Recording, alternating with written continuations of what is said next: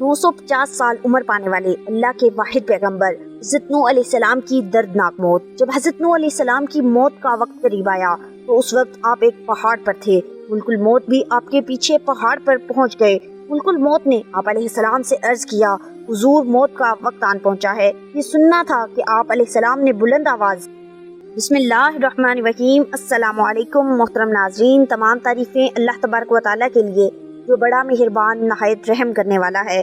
करोड़ दरूद आकाए दो जहां नबी ये मेहरबान मोहम्मद मुस्तफ़ा सल्लल्लाहु अलैहि वसल्लम पर, आपकी आलो औलाद पर, आपके तमाम असहाब पर। अल्लाह ताला मग़फ़िरत फरमाए आपकी, मेरी और सारी उम्मत के मुसलमानों की, आमीन। मोहतरम नाज़रीन, हज़रत नूह अलैहिस्सलाम 950 साल तक अपनी कौम को खुदा का पैगाम सुनाते रहे, मगर इनकी बदनसीब कौम ईमान नहीं लाई, बल्कि तरह तरह से आपकी तहकीर व तज़लील करती रही और किस्म किस्म की अज़ियतों और तकलीफों से आप अलैहिस्सलाम को सताती रही। यहाँ तक कि कई बार इन जालिमों ने इस कदर ज़ुदो कोब किया कि आप अलैहिस्सलाम को मुर्दा ख्याल करके कपड़ों में लपेट कर मकान में डाल दिया, मगर फिर आप अलैहिस्सलाम मकान से निकलकर दीन की तबलीग फरमाने लगे। मगर इन तकलीफों और मुसीबतों पर भी आप यही दुआ फरमाया करते थे कि ऐ मेरे परवरदिगार, तू मेरी कौम को बख्श दे और हिदायत अता फरमा, क्योंकि ये मुझको नहीं जानते। हज़रत नूह अलैहिस्सलाम की तबलीग के जवाब में कौम ने सरकशी का मुजाहिरा किया, आप अलैहिस्सलाम को झूठा करार दिया, तौहीद को मानने और शिर्क को छोड़ने से इनकार कर दिया और इसके अलावा धमकी दी, अगर तुम अपने वाज़ो नसीहत और दीन की दावत से बाज न आए तो हम पत्थर मार कर कत्ल कर देंगे। इस इनकारो तकज़ीब और धमकियों के साथ आप अलैहिस्सलाम की शान में गुस्ताखाना जुमले भी कहने लगे कि ये पागल है, नाऊज़ु बिल्लाह। यहाँ तक कि एक दिन ये वही नाजिल हो गई कि ऐ नूह अलैहिस्सलाम, अब तक जो लोग मोमिन हो चुके हैं इनके सिवा और दूसरे लोग कभी हरगिज ईमान नहीं लाएंगे। इसके बाद आप अलैहिस्सलाम अपनी कौम के ईमान लाने से नाउमीद हो गए और आप अलैहिस्सलाम ने इस कौम की हलाकत के लिए दुआ फरमा दी और अल्लाह तबारक व तआला ने आप अलैहिस्सलाम को हुक्म दिया कि आप एक कश्ती तैयार करें। चुनाचा 100 बरस लगाते हुए सागवान के दरख्त तैयार किए और आप अलैहिस्सलाम ने इन 3 दरख्तों की लकड़ियों से एक कश्ती बना ली। इसमें 3 दर्जे थे, निचले तबके में दरिंदे परिंदे और हशरातुल अर्ज वगैरह और दरमियानी तबके में चौपाई वगैरह जानवरों के लिए और बालाई तबके में खुद और मोमिनीन के लिए जगह बनाई। जब आप कश्ती बनाने में मसरूफ थे तो आप अलैहिस्सलाम की कौम आप अलैहिस्सलाम का मजाक उड़ाती थी। कोई कहता कि ऐ नूह अलैहिस्सलाम, अब तुम बढ़ई बन गए, हालांकि तुम पहले कहा करते थे मैं खुदा का नबी हूँ। कोई कहता ऐ नूह, इस खुश्क जमीन में तुम कश्ती क्यों बना रहे हो? आप अलैहिस्सलाम इनके जवाब में यही फरमाते थे कि आज तुम हमसे मजाक करते हो, लेकिन मत घबराओ, जब खुदा का अजाब बसूरते तूफान आ जाएगा तो हम तुम्हारा मजाक उड़ाएंगे। इनकी कौम पर अजाब नाजिल होने और इनकी हलाकत का वक्त आ गया। अल्लाह तबारक व तआला ने हज़रत नूह अलैहिस्सलाम से इस अजाब के नाजिल होने की ये इलामत बयान फरमाई थी कि जब तुम तंदूर में से पानी जोश मारता देखो तो समझ लेना कि अजाब के नजूल का वक्त आन पहुंचा है। हज़रत नूह अलैहिस्सलाम के अहले खाना के ये कुल 7 अफराद थे और वो लोग जो हज़रत नूह अलैहिस्सलाम पर ईमान लाए ये कुल 80 अफराद थे। सही तादाद अल्लाह तबारक व तआला ही जानता है। जब हज़रत नूह अलैहिस्सलाम की कौम पर अजाब आया तो आसमान से जबरदस्त बारिश बरसी और ये लगातार 40 दिन रात बरसती रही।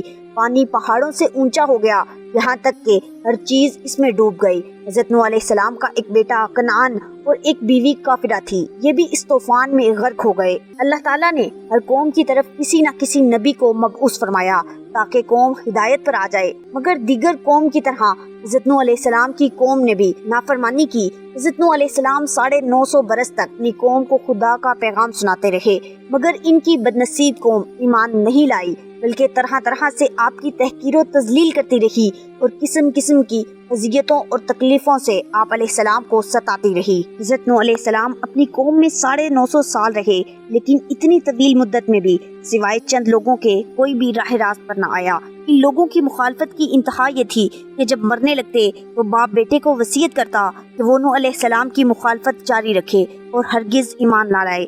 जब किसी के घर कोई बच्चा पैदा होता तो इसे तालीम यही दी जाती कि वो हज़रत नूह अलैहिस्सलाम की मुखालफत करेगा। सरकशी और अदावत आप अलैहिस्सलाम की कौम के दिलों में घर कर चुकी थी। آپ علیہ السلام نے اسی وجہ سے اللہ تبارک و تعالیٰ کی بارگاہ میں عرض کی تھی، الہی یہ لوگ فاسق و فاجر ہی پیدا کریں گے اور منکرین ہوں گے۔ ان بدمزاج لوگوں نے حضرت نوح علیہ السلام سے کہا۔ اللہ تبارک و تعالیٰ قرآن مجید کی سورہ ہود میں ارشاد فرماتا ہے، وہ بولے، اے نوح علیہ السلام، تم ہم سے جھگڑے اور تم نے اس جھگڑے کو طول دیا، اور اگر تم سچے ہو تو جاؤ لے آؤ اس عذاب کو جس سے تم ہمیں ڈراتے ہو۔ آپ علیہ السلام نے فرمایا، اگر اللہ چاہے گا تو وہ تم پر اسے لے ہی آئے گا، اور پھر تمہاری عاجزی بھی تمہیں کچھ نفع نہ پہنچائے گی۔ حضرت نوح علیہ السلام کا یہ فرمانا اس وجہ سے بھی تھا کہ اصل قدرت تو اللہ تبارک و تعالیٰ ہی کی ہے، اس کی ذات ہی جسے ہدایت دینی چاہے دے دیتی ہے، اور جسے راہ راست پر نہیں لانا چاہتا تو کسی کی کوئی مجال نہیں کہ وہ اسے راہ راست پر لا سکے۔ اس کی حکمت ہر شے سے بڑھ کر ہے۔ یہی وجہ ہے کہ حضرت نوح علیہ السلام نے اپنی قوم سے فرمایا، اگرچہ میں بھی اس وقت بھلائی کا ارادہ کرنا چاہوں، بجز اس کے کہ وہ تمہیں گمراہ کر دے، وہ تمہارا رب ہے اور تم کو اسی کی جانب لوٹ کر جانا ہے۔ حضرت نوح علیہ السلام نے اپنی قوم کو ایک مرتبہ پھر نصیحت کی کہ تم نے لوٹ کر اپنے رب کے پاس ہی جانا ہے، اور اگر اس نے تمہارے لیے بھلائی نہیں رکھی تو میرا بھی کوئی فعل تمہیں بھلائی کی جانب نہیں لا سکتا۔ اللہ تبارک و تعالیٰ نے حضرت نوح علیہ السلام کو وحی بھیجی، اور نوح علیہ السلام کو وحی ہوئی کہ تمہاری قوم سے مسلمان نہ ہوں گے مگر جتنے ایمان لا چکے، تو غم نہ کرو اس پر جو وہ کرتے ہیں۔ یعنی حضرت نوح علیہ السلام جو کر سکتے تھے وہ تم نے کر لیا، اب اللہ عز و جل کا حکم چلے گا۔ حضرت نوح علیہ السلام کی کاوشوں کی جب انتہا ہو گئی تو اللہ تبارک و تعالیٰ نے انہیں کشتی بنانے کا حکم دیا اور فرمایا کہ میں ان ظالموں کو غرق کر دوں گا، اور آپ علیہ السلام ان کی بھلائی کے لیے اب ہرگز دعا نہ کریں۔ حضرت نوح علیہ السلام نے اللہ تبارک و تعالیٰ کی بارگاہ میں ذیل دعا کی جو بارگاہ الہی میں قبول ہوئی، اور بے شک نوح علیہ السلام نے ہم کو پکارا، ہم ہی بہترین فریاد رس ہیں، اور ہم نے نجات دی اسے یعنی نوح علیہ السلام کو اور اس کے گھر والوں کو اس مصیبت سے جو بڑی سخت تھی۔ حضرت سفیان ثوری رحمۃ اللہ علیہ فرماتے ہیں کہ اللہ تبارک و تعالیٰ نے جب حضرت نوح علیہ السلام کو حکم دیا کہ کشتی کی لمبائی 80 گز اور چوڑائی 50 گز ہو، اور اس کے اندرونی اور بیرونی تار کو لگایا جائے، سامنے والا حصہ اونچا اور نوکدار ہو تاکہ پانی کو چیر سکے۔ حضرت قتادہ رضی اللہ تعالیٰ عنہ سے مروی ہے کہ کشتی کی لمبائی 300 گز اور چوڑائی 50 گز تھی۔ حضرت حسن بصری رحمۃ اللہ علیہ کا قول ہے کہ کشتی کی لمبائی 600 گز اور چوڑائی 300 گز تھی۔ حضرت عبداللہ بن عباس رضی اللہ تعالیٰ عنہ کا قول ہے کہ لمبائی 1200 گز اور چوڑائی 600 گز تھی۔ کچھ مفسرین کرام کے مطابق کشتی کی لمبائی 2000 گز اور چوڑائی 100 گز تھی۔ ان مفسرین کرام کے قول کے مطابق کشتی کی اونچائی 30 گز تھی اور اس کی 3 منزلیں تھی، ہر منزل 10 گز کی تھی۔ نچلی منزل میں چوپائے اور وحشی جانور تھے، درمیانی منزل میں انسان اور بالائی منزل میں پرندے تھے۔ کشتی کا دروازہ چوڑائی میں تھا اور اس کے اوپر ڈھکن تھا جسے بند کر دیا گیا تاکہ پانی اندر داخل نہ ہو سکے۔ اللہ تبارک و تعالیٰ نے سب سے پہلے اپنے حکم کی اہمیت بتائی کہ جب اس کا حکم آ جائے اور پکڑنے کا کہا جائے تو اس کشتی میں ہر جاندار کے 2 جوڑے بٹھا لے، یعنی تمام حیوانات اور ہر اس چیز کے جس میں روح ہو، خواہ انہیں کھایا جائے یا نہ کھایا جائے، تاکہ ان کی نسل موجود رہ سکے۔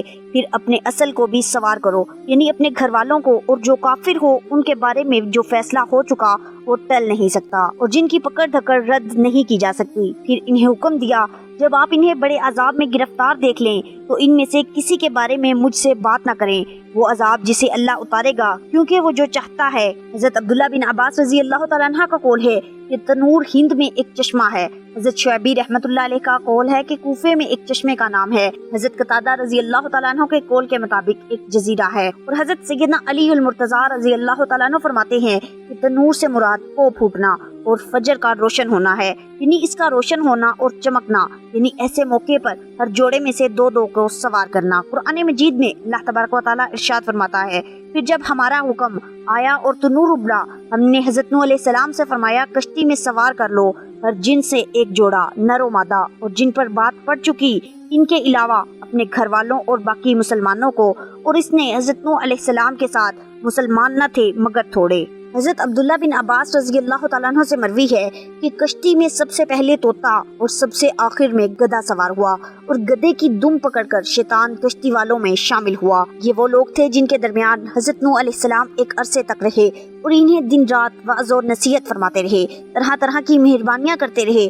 ڈانٹتے اور عذاب سے ڈراتے رہے، اور کبھی انہیں نعمتوں کا لالچ دیتے اور انعامات کا لالچ دیتے رہے۔ قرآن مجید میں ارشاد باری تعالیٰ ہے، پھر جب آپ علیہ السلام اپنے ساتھیوں سمیت اس کشتی پر بیٹھ جائیں تو کہیے اے میرے اللہ مجھے برکت والی جگہ پر اتار اور تو سب سے بہتر اتارنے والا ہے۔ اس آیت میں اللہ تبارک و تعالیٰ نے حضرت نوح علیہ السلام کو حکم دیا کہ وہ اللہ تعالیٰ کی اس بات پر تعریف کریں جس نے یہ کشتی ان کے تابع کی اور اس کے ذریعے انہیں نجات دی۔ حضرت نوح علیہ السلام اور ان کی قوم کو فتح دی، نیز مخالفوں اور جھٹلانے والوں سے ان کی آنکھوں کو تسکین عطا فرمائی۔ حضرت نوح علیہ السلام نے اللہ تبارک و تعالیٰ کے فرمان کے مطابق اپنے پیروکاروں کو یوں نصیحت کی، اور اس میں سوار ہو جاؤ، اللہ کے نام پر اس کا چلنا اور اس کا ٹھہرنا ہے، بے شک میرا رب ضرور بخشنے والا ہے۔ حضرت ابن جریر رحمۃ اللہ علیہ کا قول ہے کہ طوفان نوح قبطی حساب کے مطابق ماہ آب کی 13ویں تاریخ کو آیا۔ مفسرین کرام کے ایک گروہ کا قول ہے کہ یہ پانی زمین پر بلند ترین پہاڑ سے 15 گز اونچا ہو گیا تھا۔ اہل کتاب کا قول بھی یہی ہے۔ کچھ مفسرین کرام کا قول ہے کہ پانی 80 گز اونچا تھا اور یہ پانی پوری روئے زمین پر پھیل گیا تھا۔ زمین کی لمبائی، چوڑائی، سخت و نرم زمین، پہاڑ، گھاٹیاں اور ریگستان سب غرق ہو گئے تھے۔ پھر زمین پر رہنے والے کوئی چھوٹا بڑا ایسا نہیں بچا تھا جو اس منظر کو دیکھ پاتا۔ حضرت امام مالک رحمۃ اللہ علیہ کے مطابق حضرت زید بن اسلم رضی اللہ تعالیٰ عنہ کا قول ہے کہ طوفان سے قبل اس وقت لوگوں نے محفوظ نرم جگہوں اور پہاڑوں کو بھر دیا تھا، یعنی زمین پر انسانوں کی کثرت تھی۔ حضور نبی کریم صلی اللہ علیہ وسلم نے فرمایا کہ حضرت نوح علیہ السلام اپنی قوم میں 1000 سال 50 سال کم رہے تھے۔ مسند احمد میں ہے، حضرت امام احمد رحمۃ اللہ علیہ نے حضرت نوح علیہ السلام کا یہ بیٹا یام تھا جو سام، ہم اور یافس کا بھائی تھا، جسے اہل کتاب کنعان کہتے ہیں، کافر تھا، بدکار تھا اور دین و مذہب میں اپنے باپ کا مخالف تھا، لہٰذا ہلاک ہونے والے دوسرے لوگوں کے ساتھ ہی یہ تو ہلاک ہو گیا۔ ہم اس کے والد کے ساتھ اجنبی لوگ نجات حاصل کر گئے جو دین و مذہب میں ان سے اتفاق رکھتے تھے۔ اللہ تبارک و تعالیٰ نے حضرت نوح علیہ السلام کی دعا قبول فرمائی اور زمین کو مشرکین کے شرک سے یوں پاک کر دیا کہ کوئی کافر روئے زمین پر زندہ نہ بچا۔ ابھی ابن حاتم رحمۃ اللہ علیہ اور ابن جریر رحمۃ اللہ علیہ نے حضرت سیدہ عائشہ صدیقہ رضی اللہ تعالیٰ عنہ کی ایک حدیث اپنی تفسیر میں یوں بیان کی ہے کہ اگر اللہ تبارک و تعالیٰ حضرت نوح علیہ السلام کی قوم میں سے کسی پر رحم فرمانا چاہتا تو بچے کی ماں پر رحم فرماتا۔ حضور نبی کریم صلی اللہ علیہ وسلم نے فرمایا کہ حضرت نوح علیہ السلام اپنی قوم میں 1000 سال 50 سال کم تک رہے، پھر 100 سال تک درخت بوئے، وہ بڑے ہوئے اور پھلے پھولے اور پھر انہیں کاٹا اور کشتی بنانا شروع کی۔ کافر وہاں سے گزرتے تو مذاق اڑاتے اور کہتے کہ تم خشکی پر کشتی بنا رہے ہو، یہ کیسے چلے گی؟ حضرت نوح علیہ السلام نے کہا عنقریب تم جان لو گے۔ جب کشتی بنا لی اور پانی ابل آیا اور گلیوں میں پھیل گیا تو ایک بچے کی ماں کو بچے کی فکر ہوئی، وہ اس سے بہت پیار کرتی تھی۔ وہ اسے لے کر پہاڑ پر چلی گئی اور پہاڑ کے تیسرے حصے کی اونچائی پر پہنچ گئی۔ پانی وہاں تک پہنچا تو وہ اسے لے کر چوٹی پر پہنچ گئی۔ جب پانی اس ماں کی گردن تک پہنچا تو اس نے اپنے دونوں ہاتھوں سے اسے اوپر اٹھایا اور پھر وہ دونوں غرق ہو گئے۔ چنانچہ اگر حضرت نوح علیہ السلام کی قوم میں سے اگر اللہ تبارک و تعالیٰ کسی پر رحم فرماتا تو اس بچے کی ماں کو غرق نہ کرتا۔ اور جب پھر طوفان آیا تو طوفان میں کشتی والوں کے سوا ساری قوم اور کل مخلوق غرق ہو کر ہلاک ہو گئی۔ حضرت نوح علیہ السلام کی قبر انور کہاں ہے؟ ناظرین، محترم ناظرین، اللہ تبارک و تعالیٰ نے دعوت و تبلیغ کے لیے حضرت نوح علیہ السلام کو منتخب کیا، جنہوں نے 950 سال تک اپنی امت کو راہ راست پر آنے کا درس دیا، تاہم صرف 80 لوگ ان پر ایمان لائے۔ حضرت نوح علیہ السلام کا تعلق حضرت آدم علیہ السلام کی 9ویں یا 10ویں پشت سے ہے، جبکہ شجرہ نسب کے حساب سے آپ حضرت ادریس علیہ السلام کے پڑپوتے بھی ہیں۔ محققین کا کہنا ہے کہ حضرت نوح علیہ السلام نے عراق کے شہر رف الدین میں تبلیغ کی، کیونکہ اس علاقے میں آپ علیہ السلام کی موجودگی کے آثار ملتے ہیں، جبکہ اس شہر کی تاریخ میں جس اصلاح پسند شخص کا ذکر ہے ان کے احوال حضرت نوح علیہ السلام سے ملتے ہیں۔ اسی طرح طوفان نوح کے واقعے کی طرف ہی اس علاقے میں عذاب کے اثرات بھی موجود ہیں۔ اسی بنیاد پر مورخین نے رف الدین کو حضرت نوح علیہ السلام کا مسکن قرار دیا۔ آپ علیہ السلام تقریباً 7000 سال پہلے عراق میں مبعوث ہوئے تھے اور حضرت شیس علیہ السلام کے بعد حضرت نوح علیہ السلام نے اپنی قوم کو سمجھانے کی بہت کوشش کی اور عرصہ دراز تک دعوت حق دیتے رہے، لیکن آپ کی قوم ایمان نہ لائی۔ انہوں نے اپنے ہاتھوں سے بنائے بتوں کی عبادت نہ چھوڑی اور اللہ تبارک و تعالیٰ کی طرف نہ لوٹے۔ حضرت نوح علیہ السلام نے قوم کی ان مشرکانہ کاموں پر ایسا صبر کیا کہ ان جیسا صبر کسی نے نہیں کیا اور 950 سال تک قوم کو تبلیغ کی، لیکن اس کے باوجود بھی قوم نہ مانی اور حق کا انکار کرتے رہی۔ محترم ناظرین، حضرت نوح علیہ السلام کی قوم کے افراد نے اپنی زبان سے عذاب کو مانگنا شروع کیا تو آپ علیہ السلام نے اللہ سے دعا کی کہ الہی روئے زمین پر کسی ایک کافر کو نہ چھوڑ۔ یہ دعا قبول ہوئی اور اللہ تعالیٰ نے آپ علیہ السلام کو اپنی نگرانی میں کشتی بنانے کا حکم دیا۔ اے نوح، یہ کیا ہو رہا ہے؟ تم بڑھئی کب سے بن گئے؟ اے نوح، یہ کشتی کہاں چلے گی؟ تیرا ہر کام عجیب ہے۔ یہ کشتی ریت پر چلے گی یا پہاڑ پر چڑھے گی؟ حضرت نوح علیہ السلام یہ سب کچھ سنتے رہے اور صبر کرتے رہے۔ پھر ایک دن اللہ کا وعدہ آن پہنچا تو آسمان سے لگاتار بارش برسنے لگی، یہاں تک کہ آسمان چھلنی بن گیا جو بہتے پانی کو روک نہیں سکتی۔ پھر زمین سے پانی پھوٹ پڑا اور بہہ نکلا، یہاں تک کہ اس نے لوگوں کو ہر طرف سے گھیرے میں لے لیا۔ اللہ تعالیٰ نے حضرت نوح علیہ السلام کی طرف وحی فرمائی، اپنے ساتھ ہر اس کو لے لو جو تمہاری قوم اور خاندان سے تمہارے ساتھ ایمان لایا۔ پھر اللہ تعالیٰ نے حضرت نوح علیہ السلام کی طرف وحی کی کہ اپنے ساتھ ہر جانور اور پرندے کا جوڑا لے لیں، یعنی نر و مادہ، اس لیے کہ طوفان عام ہوگا، اس سے کوئی انسان نہ بچ سکے گا اور نہ ہی کوئی جانور۔ حضرت نوح علیہ السلام نے اسی طرح کیا۔ آپ کے ہمراہ کشتی میں ہر وہ شخص تھا جو قوم سے آپ پر ایمان لایا تھا، اس کے علاوہ ہر قسم کے جانور اور پرندے کا جوڑا بھی تھا۔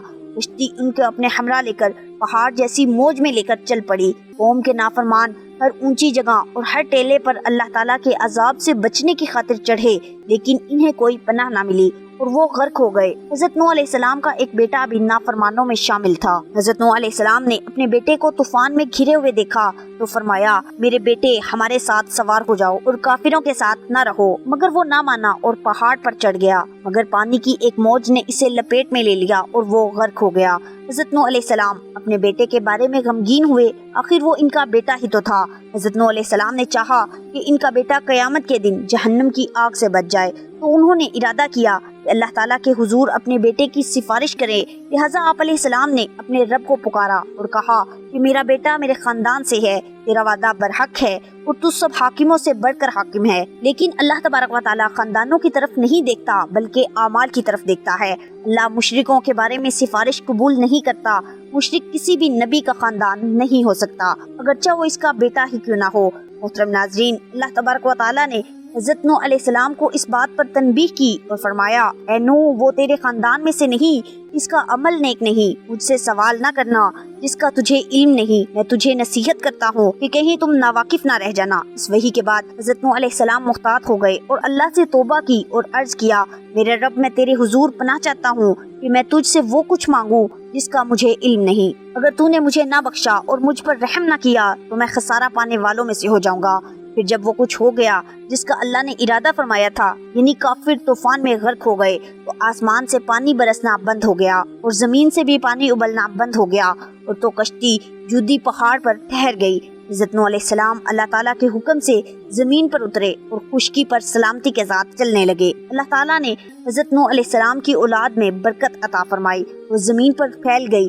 حضرت نوح علیہ السلام کی اپنے بیٹے کو وصیت کے حوالے سے ایک روایت میں سیدنا عبداللہ بن عمر رضی اللہ تعالیٰ عنہ بیان کرتے ہیں کہ ہم لوگ نبی کریم صلی اللہ علیہ وسلم کی خدمت میں حاضر تھے۔ ایک بدو آیا، اس نے شام کے شہر سجان کا بنا ہوا جبہ پہنا ہوا تھا جس کو ریشم کے بنے ہوئے بٹن لگے ہوئے تھے۔ اس نے کہا، تم لوگوں کا ساتھی یعنی محمد صلی اللہ علیہ وسلم شہ سواروں کی اولاد شہ سواروں کو یعنی جدی پشتی معزز لوگوں کو ذلیل کر دینا چاہتا ہے اور گدڑیوں اور اولاد گدڑیوں کو بلند کر دینا چاہتا ہے۔ تو حضور نبی کریم صلی اللہ علیہ وسلم نے اس کا جبہ پکڑ کر فرمایا، میں تجھے بے عقلوں کا لباس پہنے ہوئے دیکھ رہا ہوں۔ پھر آپ صلی اللہ علیہ وسلم نے فرمایا، جب نوح علیہ السلام کی وفات کا وقت قریب آیا تو انہوں نے اپنے بیٹے سے فرمایا، میں تجھ کو وصیت کرتا ہوں، دو چیزوں کا حکم دیتا ہوں اور دو چیزوں سے روکتا ہوں۔ میں تجھے لا الہ الا اللہ کے ذکر کرنے کا حکم دیتا ہوں، کیونکہ اگر ساتوں آسمان اور ساتوں زمین ایک پلڑے میں رکھ دی جائیں اور لا الہ الا اللہ کو دوسرے پلڑے میں رکھ دیا جائے تو لا الہ الا اللہ